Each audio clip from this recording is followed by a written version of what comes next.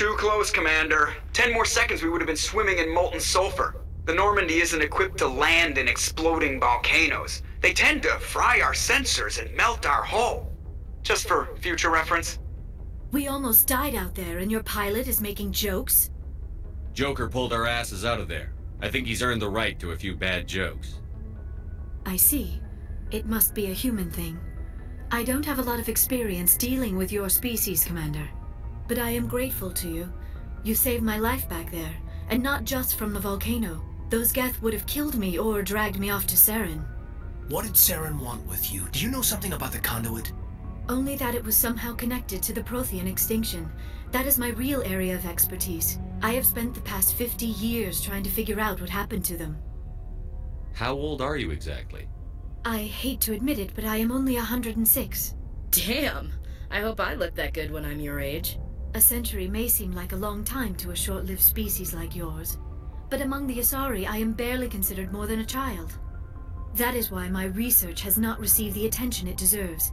Because of my youth, other Asari scholars tend to dismiss my theories on what happened to the Protheans. I've got my own theory on why the Protheans disappeared.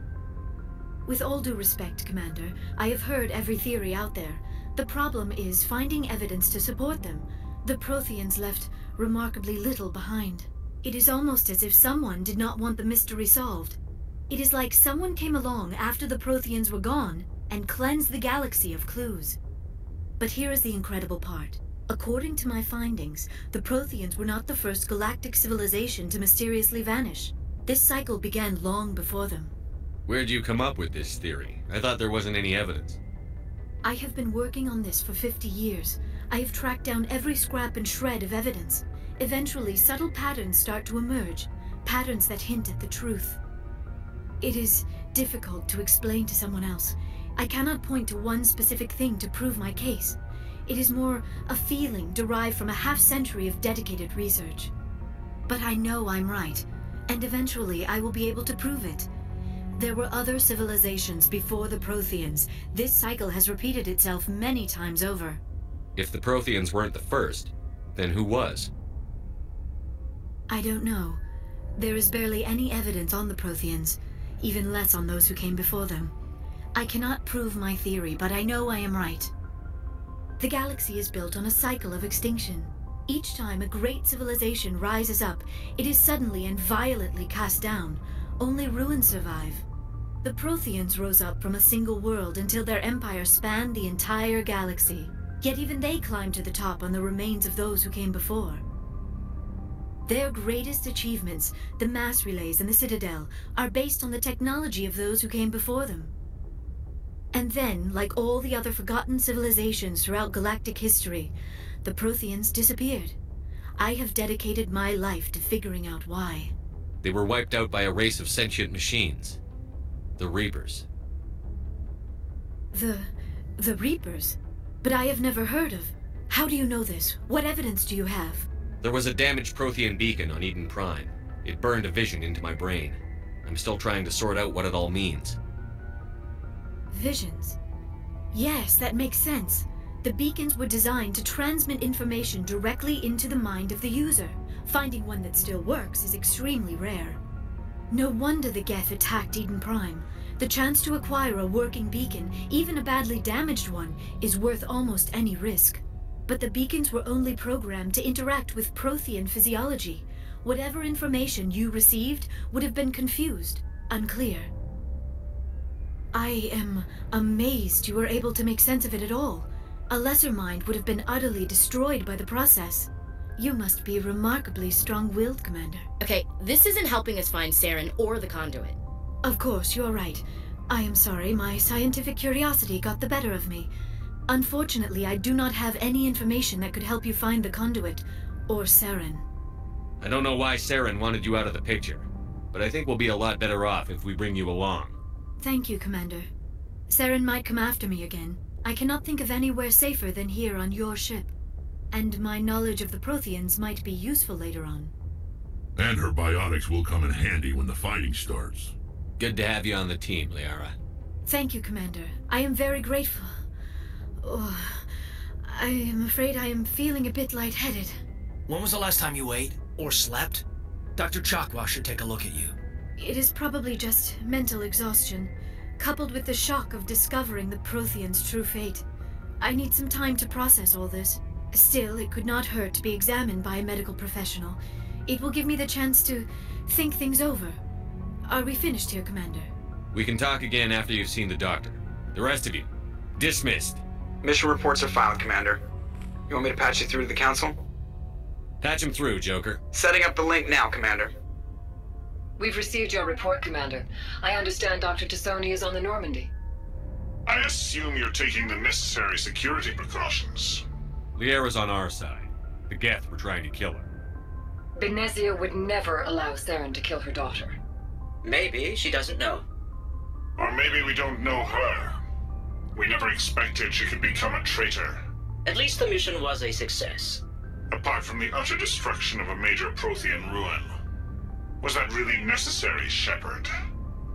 We almost died in there. The Geth were everywhere. Of course, Commander. The mission must always take priority. Good luck, Commander. Remember, we are all counting on you.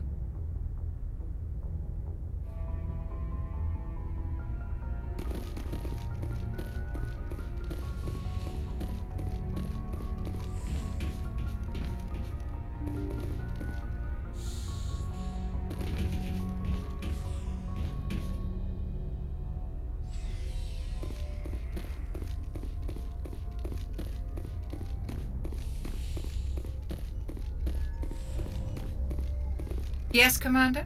Is there something you need? I should go. Goodbye, Commander.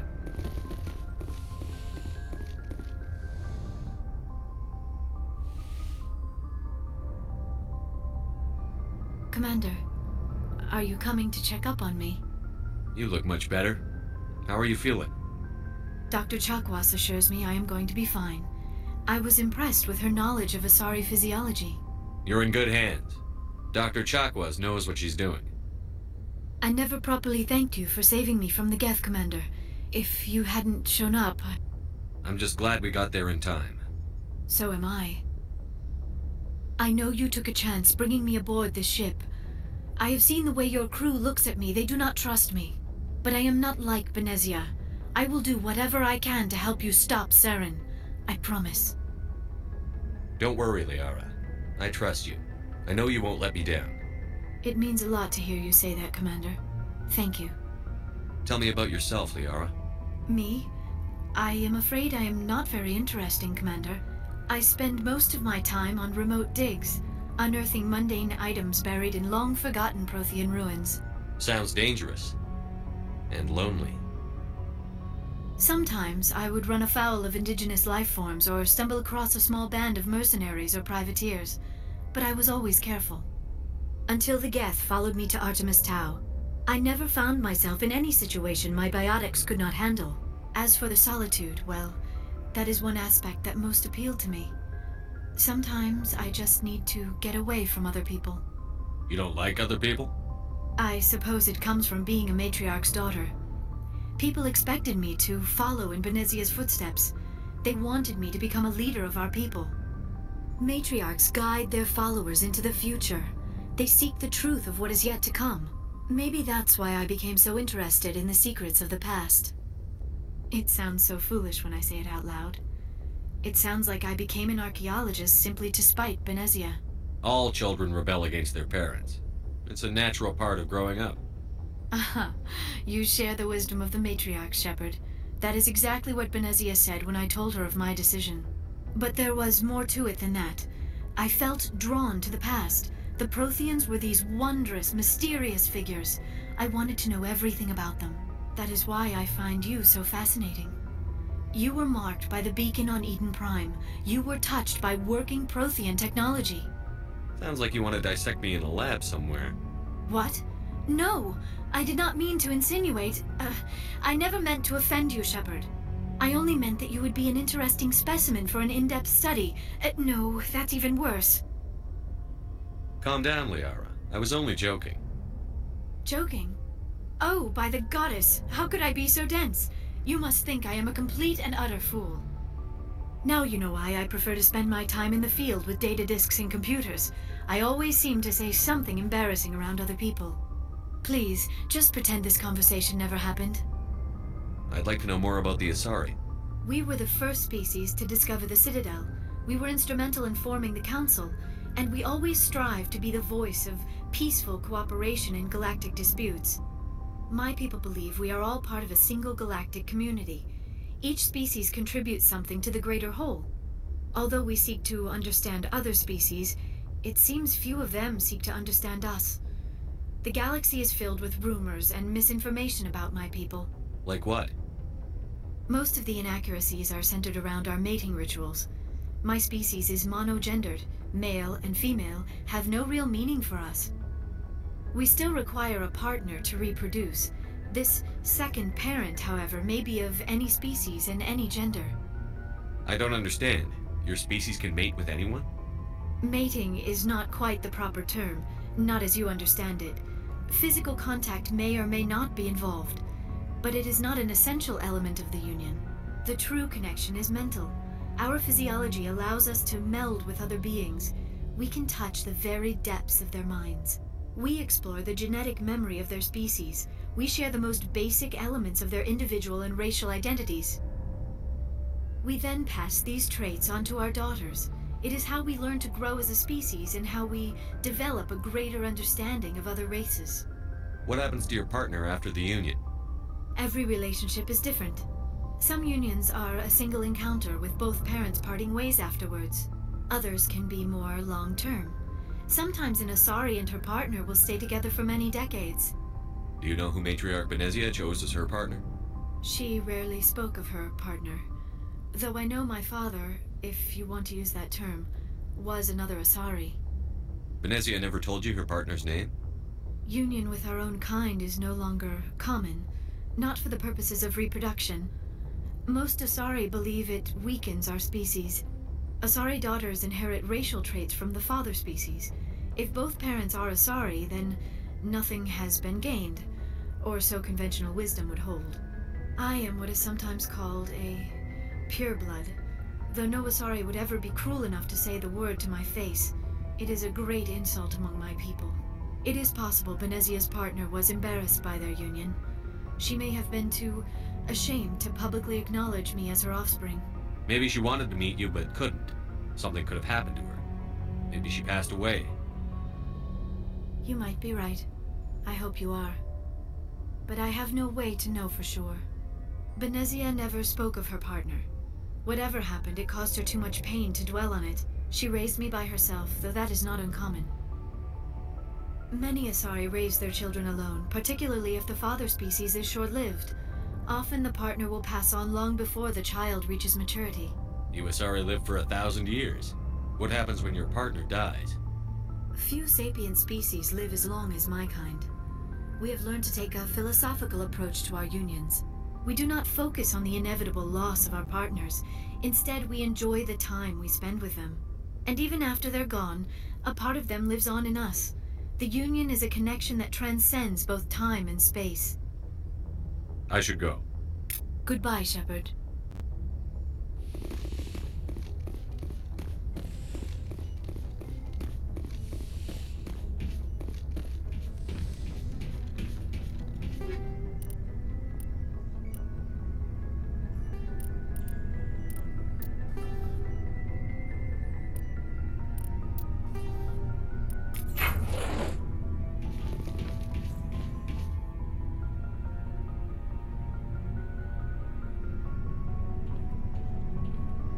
Anything you need, Commander? What's your opinion on the last mission? Dr. T'Soni. Seems like a sweet girl. Easy on the eyes. I mean, if you like the bookish sort. Just remember, Lieutenant, I saw her first. Only by a few seconds, sir. Just trying to get a sense of where the crew's at. Thoughts? Is this an official evaluation, Commander? Or off the record? Alenko, when it's just you and me, you can consider it off the record. That's a generous attitude. Okay. I think there's something wrong with all this. This Saren is looking for records on some kind of galactic extinction, but we can't get backup from the Council? Sorry, Commander. There's writing on the wall here, but someone isn't reading it. The Council doesn't want to believe anything's wrong. I'd call it human nature, but...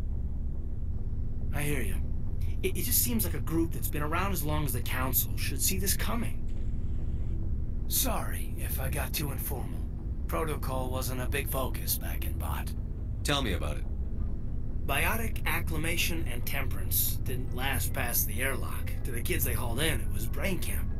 Sorry, hauled in is unkind. We were encouraged to commit to an evaluation of our abilities so an understanding of biotics could be compiled. There are worse results of accidental exposure to element zero in the womb. Beats the brain tumors some kids grew up with. Is there some question about how you were exposed? My mother was downwind of a transport crash. It was before there were human biotics, a little after the discovery of the Martian ruins. It only gets iffy around 63 when Kinetics was running out of first-gen subjects. Until then, they'd relied on accidentals. A bunch of guys in suits show up at your door after school, and next thing you know, you're out on Jump Zero.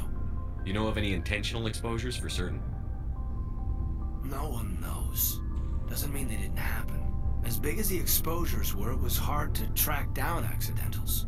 It was different then. No one knew the potential, so there wasn't a lot of regulation. Anything Kinetics did was gold. I'm not saying they intentionally detonated drives over our outposts, but in retrospect, they were damn quick on the scene. Jump Zero is Gagarin Station, right? What's it like? Yeah, that's the official name. Biggest and farthest facility we had for decades. Right on the termination shock, the outer edge of the solar system. It's where they did all the Goose Chase FTL research before we caught on to using mass effect fields. It was a sterile research platform when I was there. There were other kids in the same boat, right? At least you weren't alone out there. That's true. We did have a little circle that'd get together every night before lights out. We didn't have much to do, though. It was a research platform then, and Kinetics kept Jump Zero off the extranet to prevent leaks. Then you must have had plenty of time to get to know each other. Yeah, we'd sit around and bull every night after dinner, play cards or network games. There was this girl named Rana, who had a little circle grow up around her. She was from Turkey. Her family was very rich. But she was smart and charming as hell. Beautiful, but not stuck up about it. I think you'd have liked her. Sounds like she was special to you. She was. Maybe she felt the same, but things never felt together. Training, you know. Jump Zero is a long way from home. What was it like? The grand gateway to humanity looks a lot better in the vids. But that's my own baggage, Commander. No bearing on this. Alenko, there's no regulation that says you can't be friends with your commander. I appreciate that, Commander. I just don't want you to think that I'm a whiner. Besides, I've got my past squared away.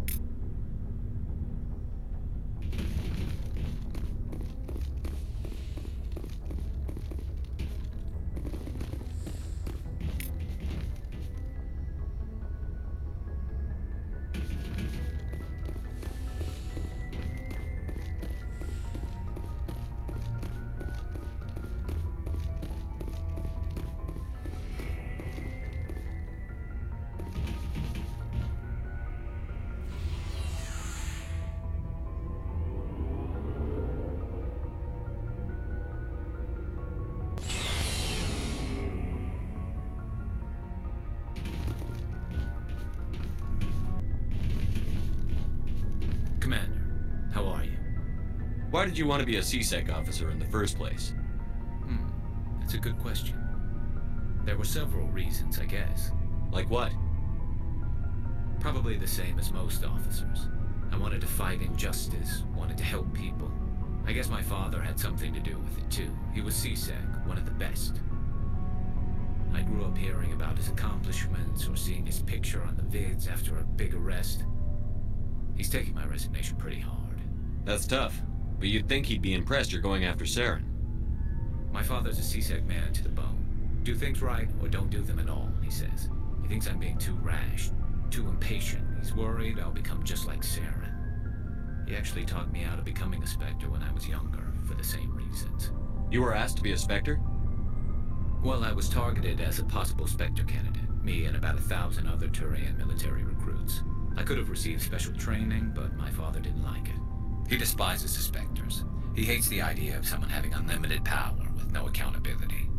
He wouldn't like you, Commander. No offense. I suppose I can understand his concern. You can, but Saren's not going to play by our rules, C-Sec's rules. If you want to nail Saren, you need to send someone who isn't restricted by policies and procedures. Just because you can break the rules doesn't mean you should. I don't need to stoop to Saren's level to stop him. And neither do you, Garrus. I see what you mean, but I'll think about it. Thanks, Commander.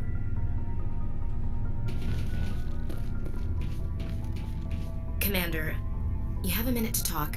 I keep an open door policy. If you have any concerns, lay them on me. All right. I know things are different aboard the Normandy, but I'm concerned about the aliens, Vakarian and Rex. With all due respect, Commander, should they have full access to the ship? They may not serve the Alliance, Chief, but they're allies. At least as far as Saren goes. This is the most advanced ship in the Alliance Navy. I don't think we should give them free rein to poke around the vital systems. Engines, sensors, weapons. You don't trust the Alliance's allies?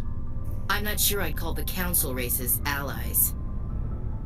We, humanity, have to learn to rely on ourselves. Standing up for ourselves doesn't mean standing alone. I don't think we should turn down allies. I just think we shouldn't bet everything on them staying allies. As noble as the Council members seem now, if their backs are against the wall, they'll abandon us. You've got a pessimistic view of the universe, Williams. A pessimist is what an optimist calls a realist. Look, if you're fighting a bear and the only way for you to survive is to sick your dog on it and run, you'll do it. As much as you love your dog, it isn't human. It's not racism, not really. Members of their species will always be more important to them than humans are. These seem like deeply held beliefs, Williams. What made you think this way? My family's defended the Alliance since it was founded. My father, grandfather, great-grandmother, they all picked up a rifle and swore the oath of service. I guess we just tend to think of Earth's interests as our own. I come from a military family too. My parents were both Navy. Anybody in your family we might know? Couldn't say, Commander. We probably have a lot in common. You join up to carry on the tradition? No. The future of humanity is out here. There's so much we haven't seen yet. Yeah. I still remember my first field exercise on Titan. When we hit mud, the reality hit me. I'm the first person who ever stood here. Then my drill instructor kicked me in the ass. I went face first into the muck. He spent the next 5 minutes chewing me out for gold breaking. Don't tell me you had Gunny Ellison. He's the only one I know who uses that word to describe shirking duty. Oh, Lord. You went to the Makapog boot camp, too? Yeah. Gunny Ellison's still reaming out recruits down there. Kicking ass and using words like inveigle and pusillanimous. It doesn't sound like you've worked with aliens before. No, sir. Mainly I've been groundside, part of the surface garrison forces. I did get a rotation on a space station for training. Every Marine a rifleman, every rifleman ZG certified. That's odd. Your record is spotless and your technical scores are exemplary. You should be serving with the fleet. Anyway, that's why I haven't served with many aliens, Commander. All right. I can see where your concerns are coming from, Williams. But this is a multilateral mission. You're going to have to work with aliens, like it or not. It won't be a problem, Commander. You say jump, I say how high. You tell me to kiss a Turian, I'll ask which cheek. Would you kiss anyone I ordered you to? That depends, sir. If you ordered me to kiss a superior officer, that would be a violation of the regs concerning fraternization. That would make it an illegal order.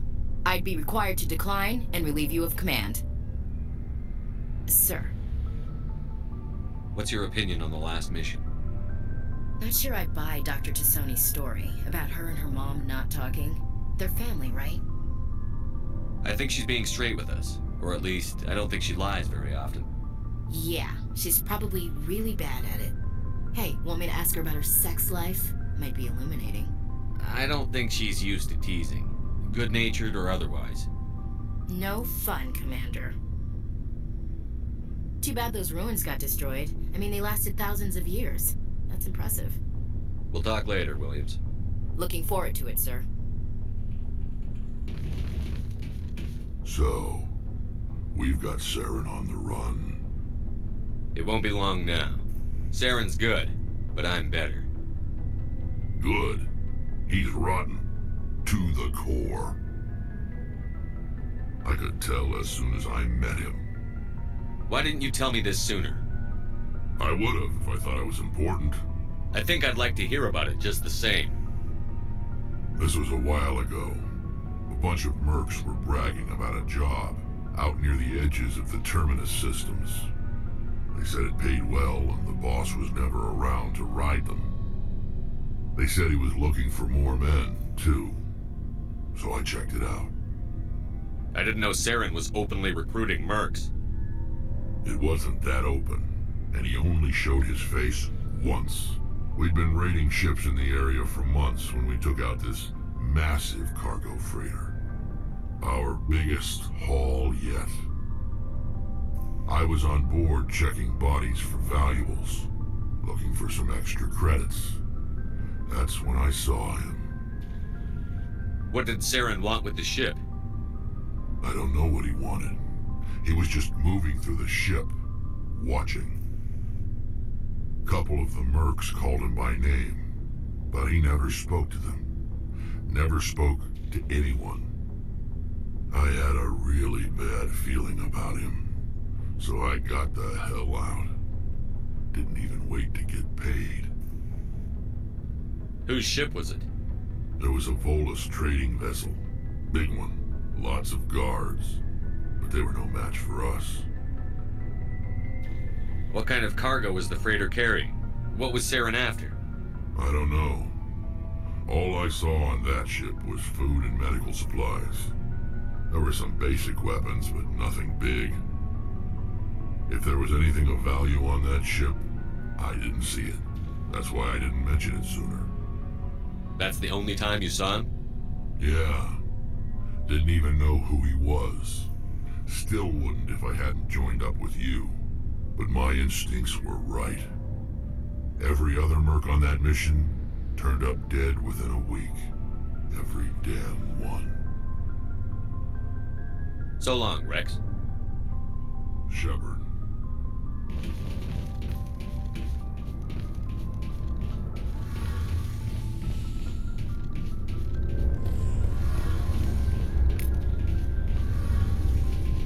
Oh, hello, Shepard.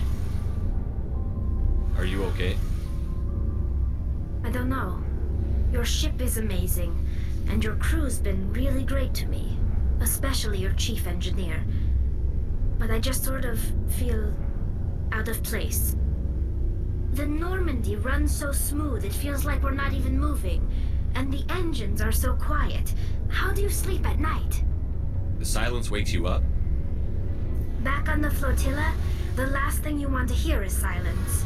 It means an engine's died or an air filter shut down. I guess you don't have to worry about that here. But old habits die hard. But it's more than just the silence. This ship feels so empty. It's like half the crew is missing. Back home, I couldn't wait to go on my pilgrimage. I couldn't wait to get away from the crowds. Now that I'm out here, I kind of miss them. Sometimes we don't appreciate what we have until it's gone. That's true. I'm starting to wonder if that's what the pilgrimage is really about. It's given me a whole new perspective on my people and our culture. You know, there's always a few who go on their pilgrimages and never return. I always assumed something bad happened to them, but maybe they just wanted a different life.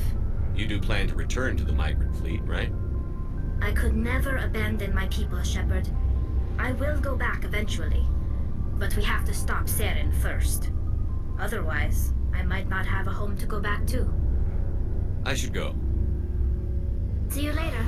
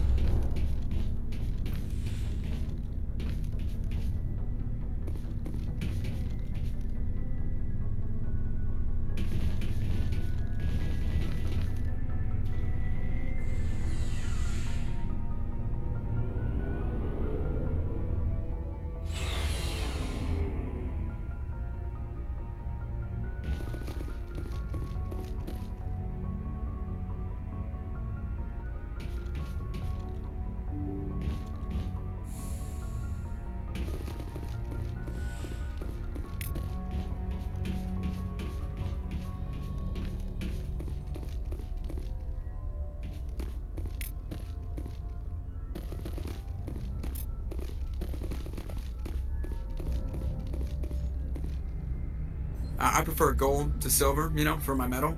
I figured you'd recommend me for one since I pulled your boots out of the fire. If we present you with a medal, you'll end up sitting on stage listening to politicians make speeches for a couple of hours. Fun. That's a good point. They'd probably make me shave, too. I spent the last 7 weeks working on this baby. No medal's worth that. So, Commander, why don't you tell me why you're really here? I have to go. Alright, see ya.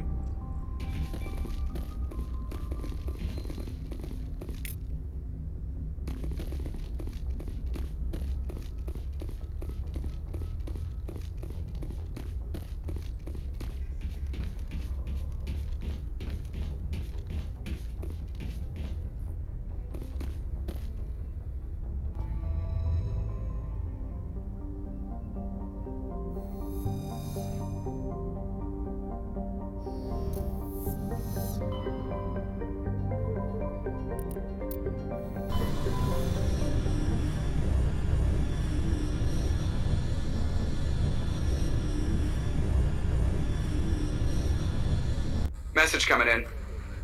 Patching it through. Commander Shepard, my name is Nasana Dantius. I have a job for you. I can't say any more in an unsecured communication. If you're interested in hearing my offer, meet me on the Citadel so we can talk in person. I'll be waiting in the Diplomat's Lounge on the Presidium.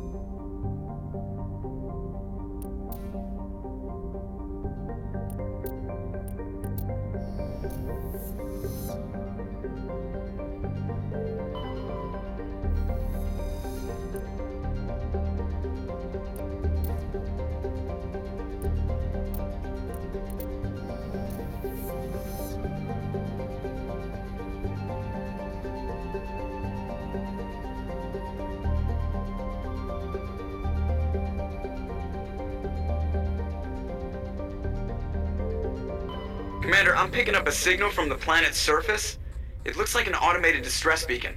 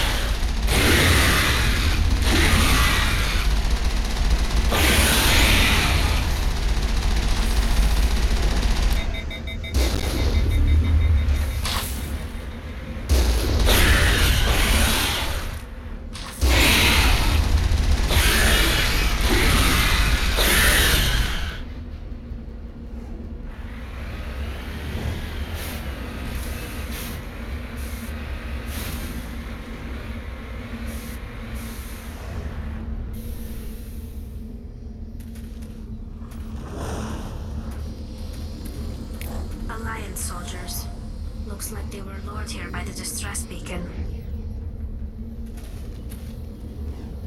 It appears these men were under the command of Admiral Kahoku.